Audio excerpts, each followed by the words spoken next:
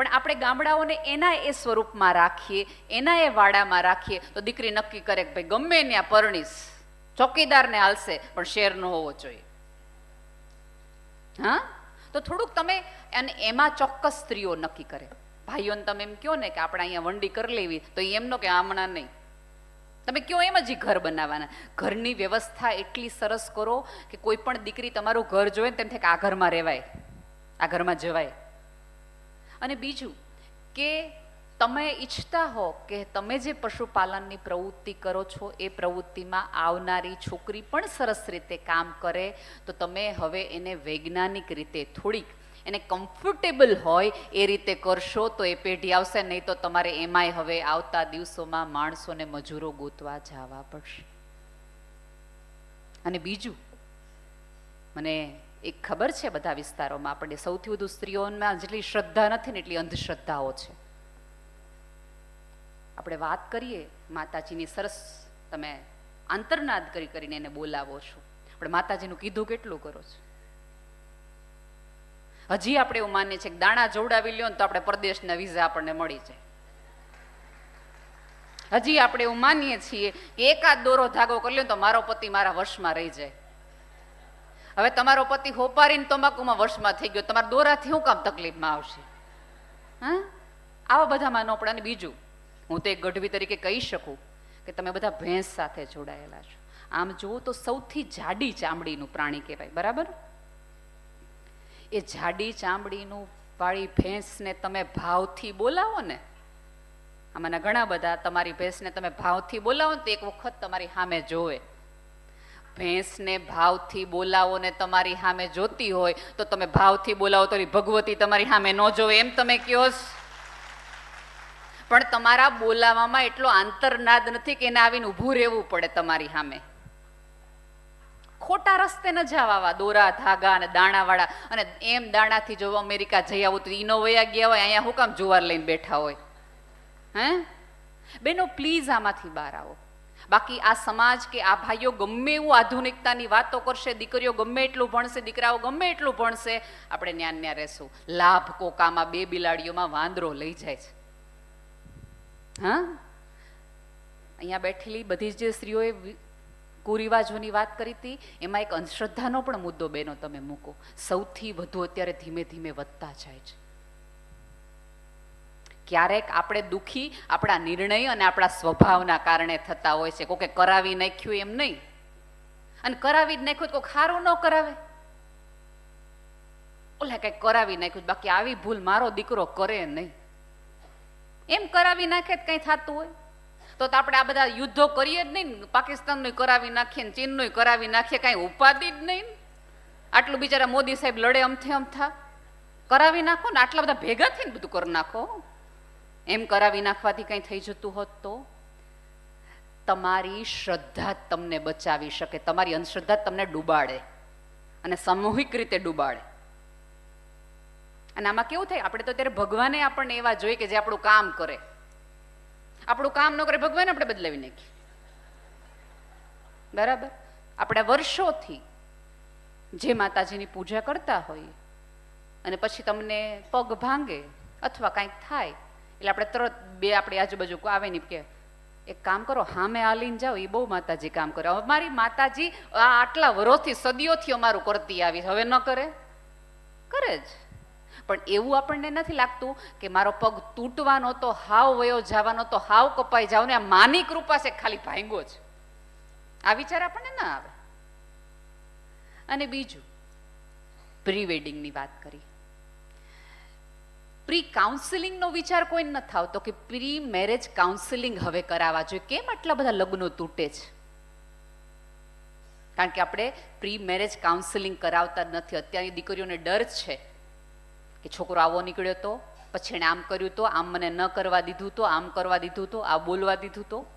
અને બીજું બધું દીકરીઓને જ તમારે સમજાવું, તમારા દીકરાઓને તમારે કઈ સમજાવવું જ નથી. તમારા દીકરાઓને પેરેલલ સમજાવો કે અજાણ્યા ઘરની દીકરી આપણા ઘરમાં આવે તો એને કેમ સાચવવાની હોય. તારા પપ્પાએ, આમાંના ઘણા બધી સ્ત્રીઓને પોતાના પતિથી નાની મોટી ફરિયાદો હશે, તો એ ફરિયાદો જ્યારે તમને તમારા દીકરામાં દેખાય ને ત્યારે એક સ્ત્રી તરીકે તમારી ફરજ આવી જોઈએ તમારા દીકરાને કહેવાની કે જો મેં જિંદગી કાઢી નાખી, આવે ન કાઢે. હવે આપણે આપણા ટુવાલ મૂકવા પડે.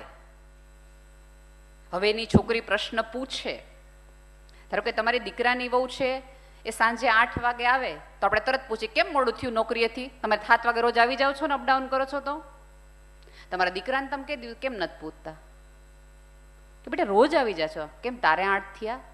જ્યાં સુધી ઘરમાં પૂછવા વાળું કોક હોય ને, રોકવા ટોકવા વાળું હોય ને, ત્યાં સુધી સંસ્કારમાં એક લિમિટ રહી. કારણ કે છોકરાના મગજમાં આમ થાય કે મારી મમ્મી પૂછશે, હો મારા પપ્પા પૂછશે, આપણે જેવી તે જગ્યાએ નથી જવું.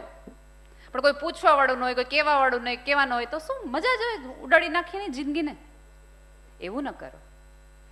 અને સૌથી અગત્યની મને જે વાત ગમી કે પૈસા આપવાનો તમે જે રિવાજ આપવાની વાત કરી, તમારા બધાને એક એવું હોય ને તો કામ કરો. તમારા દરેક જ્ઞાતિજનોનામાં એક જ્ઞાતિનો એક ગલ્લો રાખો કે આમાંથી આપણે જ્ઞાતિના સારા કામ કરશું. દીકરીઓને ભણાવશું, કોકની જગ્યાએ કંઈક ઘર તૂટી ગયા છે તો આપણે એને કરાવડાવશું, આ કરાવડાવશું, એ ગલ્લામાં નાખવાનું રાખો.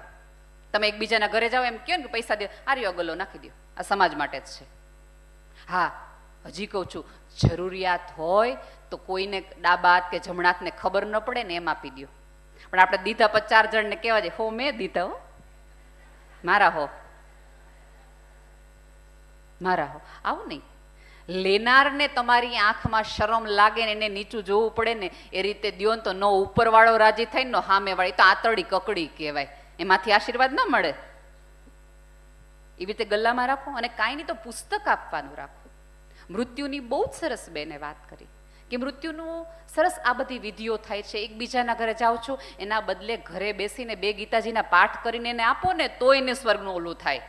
કરો ને એવી વિધિ, એવી રીત કરો કે હા અમે તમારા ઘરે આવવા જવાના બદલે. પણ આમાં એવું છે કે ધારો કે અહીંયા બેઠેલી 2 માંથી 3 સ્ત્રીઓ એવું કરે ને એટલે 4 જણિયું હાચે કોઠે બોલવા એવાય ન આવી, મારા પપ્પા ગુજરી ગયા હતા, લ્યો અમે એના પપ્પા ગુજરી ગયા હતા ને તો આખું ઘર ગયા હતા, મારા પપ્પા ન્યાથી આવ્યા હતા. રિવાજો એક સાથે જ સ્ટોપ કરવા પડે. 3 કરે ને 4 ન કરે ને પછી શર્મે ધર્મે બધાયને થાય. અને પછી 4 જણા પાછા શું કે ખબર છે, આજ સમાજમાં દીકરો દીકરી વરાવાના છો, સમાજમાં રહેતા થાવ ને ભળતા થાવ.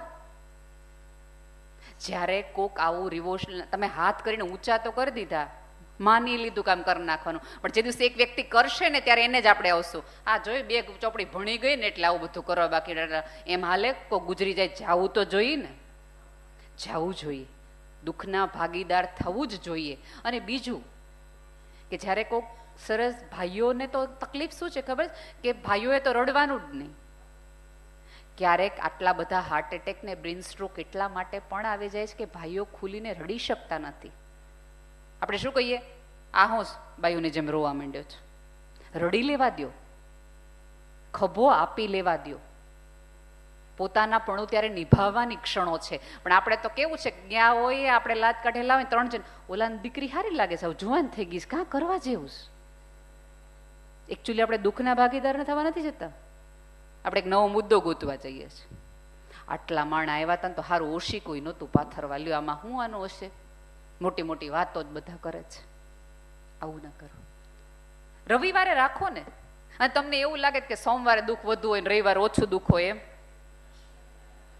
અને બીજું કે ઘરનાઓની થોડીક માનસિક સ્થિતિ વિચારો. ઈ રોવા વાળા એક હોય અને આપણે બધાય હોય, કલાકે કલાક હું થયું તું, હું થયું તું, હું થયું તું, હું થયું તું. એટલે એ સ્ત્રી અને પુરુષ સતત એકમાં ને એકમાં રહે. પેલા વધુને પેલા છે ને આટલા બધા, એક તો સમાજનો વિસ્તાર નહોતો, આપણે કબીલાઓમાં રહેતા હતા સામાજિક જૂની વ્યવસ્થામાં. એટલે 5-10 જણા જ હોય, 20-25 જણાનું કુટુંબ હોય, એકની એક વિધિ હોય થાય. પણ હવે આપણે 500 જણા છીએ. 500 જણા એ ઘરમાં જાય તો શું થાય, વ્યવસ્થા પડી ભાંગે. અને બીજું સૌથી મહત્વનું મારે કહેવું છે કે એ કેવી દુઃખનીય વાત કહેવાય કે સ્ત્રીઓ ચંદ્ર મંગળ પર જતી થઈ ગઈ, અવકાશમાં જતી થઈ ગઈ. એ સ્ત્રીના કપાળનો ચાંદલો સ્ત્રીઓને જ નડવા માંડ્યો. 2025માં પણ આપણે એવા વાતો કરવી પડે કે એ બિચારી દીકરીને જીવવા દો. તમને શું લાગે છે, એક ચાંદલો કે એકાદ રંગ એના જીવનમાં પાડેલું દુઃખ ભૂલી શકવાનો છે? આમાંની ઘણી બધી સ્ત્રીઓ એવી હશે કે જેણે પોતાનું વિધવાપણું કાઢી નાખ્યું હોય, પોતાના સંતાનોને મોટા કર્યા હોય, મહા મહેનત એને પોતાના સંતાનોને મોટા કરી ડોક્ટર એન્જિનિયર બનાવી, એ દીકરો લીલા તોરણે આવે ત્યારે આપણે એ દીકરાની માને એમ ન કહીએ કે તને વધાવવાનો, કારણ કે આપણે એમ કહીએ તમારે ન વધાવાયો. અરે તમને કેમ વિચાર ન આવે?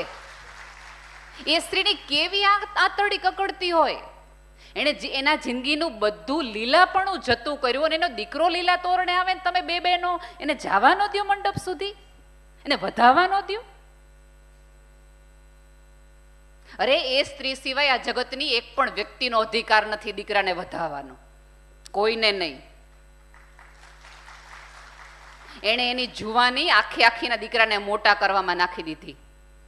અધિકાર હોવો જોઈએ એને કન્યાદાનમાં બેસવાનો પણ અને એના દીકરો આવતો હોય તેને પોખવાનો પણ.